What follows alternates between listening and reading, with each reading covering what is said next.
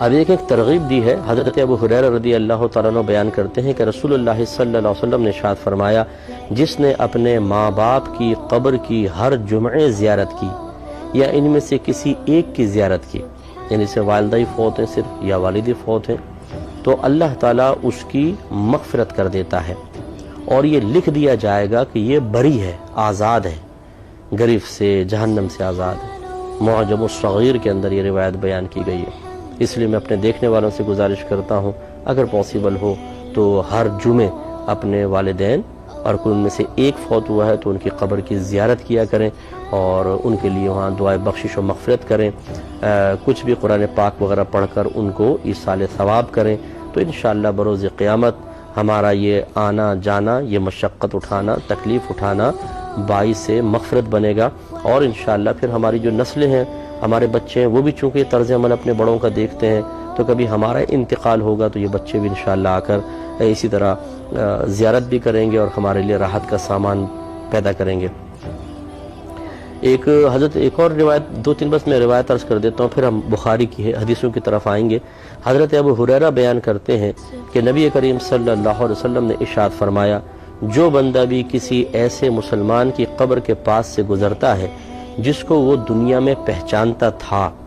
پھر اس کو سلام کرتا ہے تو وہ قبر والا بھی اس کو پہچانتا ہے اور اس کے سلام کا جواب دیتا ہے۔ یہ تاریخ دمشق کبیر کے اندر یہ روایت نقل ہے۔ تو اس کا مطلب یہ ہوا کہ جب ہم قبرستان جاتے ہیں اپنے والد کی، والدہ کی، بھائیوں کی یا بہنوں کی قبروں پر، یا دیگر کوئی رشتہ دار یا دوست جیسے ہیں، تو وہ ہمیں پہچان لیتا ہے۔ اس کا مطلب یہ ہوا کہ اللہ تبارک و تعالیٰ نے مرنے کے بعد بھی احساس و شعور باقی رکھا ہے۔ یہ نہیں ہے کہ بالکل انسان بے حس ہو جاتا ہے، کیونکہ جسم تو بظاہر بے جان ہے لیکن روح تو ہے، روح تو فنا نہیں ہوتی، اور اس کا تعلق کچھ نہ کچھ جسم سے قائم رہتا ہے،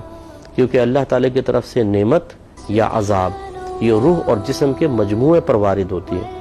عذاب دونوں کو ہوگا اور نعمت کا اثر بھی دونوں ہی محسوس کریں گے۔ تو اس لیے اگر جسم گل سڑ بھی جائے پھر بھی جسم کا ایک جزو ایسا ہوتا ہے جو مزید تقسیم قبول نہیں کرتا اور روح کا اسی کے ساتھ تعلق ہوتا۔ تو اس لیے معلوم یہ ہوا اگر ہم قبرستان جاتے ہیں تو یہ نہیں کہ مٹی میں مل گئے یہ ہمیں کیا پہچانیں گے،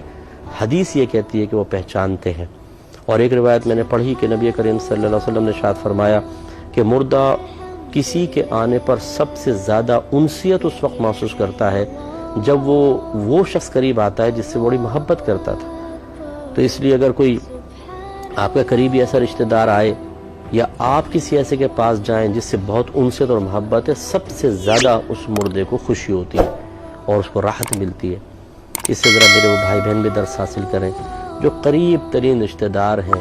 بہت ہی پیارا دوست تھا، جگری یار ہے، لیکن ہم مرنے کے بعد ان کو بھول جاتے ہیں، ان کی راہ، وہ ہماری راہ دیکھتے رہتے ہیں اور ہم ان کی قبروں پر نہیں آتے ہیں۔ اس پہ ذرا توجہ کرنی چاہیے۔ اللہ تعالیٰ عمل کی توفیق عطا فرمائے۔